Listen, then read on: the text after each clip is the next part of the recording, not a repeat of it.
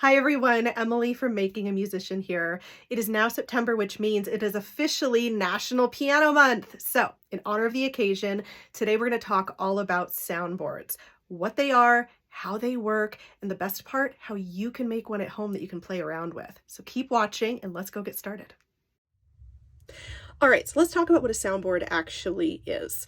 First of all, almost every stringed instrument has a wooden soundboard. Guitars, violins, and certainly pianos. So in a piano, the soundboard is this giant piece of wood that vibrates along with the strings and projects the sound. So we're going to demonstrate how this actually works. So you're going to need a box, first of all. So I've got a wooden toy box here. You can use a shoebox, you can use the lid of a shoebox. It doesn't really matter, but the important thing is that it has 4 sides so that your box is anchored on all 4 sides. So there's our soundboard. Next, you're going to need something for our string. So I've just got a rubber band here. It makes a sound, but nothing very exciting or loud.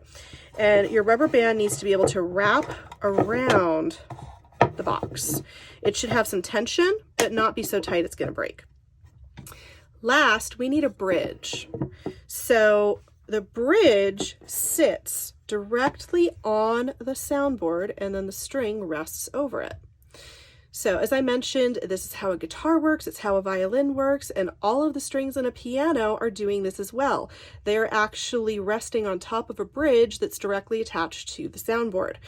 So what happens is when the string vibrates, either from plucking it or hitting it like a piano, that vibration is going to transfer through the bridge into the soundboard, and then the soundboard is going to start vibrating along with the string at the same frequency. So a lot of what you're hearing when you're listening to a piano play is actually the vibrating soundboard, not the strings. So I'll show you.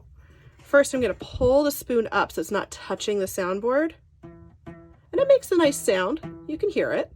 But now let's get it touching the soundboard. Do you hear how much louder that is? Because now we actually have the soundboard vibrating along with the string. So when you're doing this activity, what I love about using a rubber band is you can also play with the friction and adjust the tension. So watch, if I make it tighter on one side, then you can start to hear how high that pitch is versus how low that pitch is. You can start to play around with things. Also, play around with your different materials. What happens if you use a metal bridge? What happens if you swap out for an actual string or a cardboard box? So play around with stuff, but remember there's 3 things you are going to need: a soundboard, a string, and a bridge. Thank you so much for watching. Be sure to check back soon for more great content and videos. Until next time.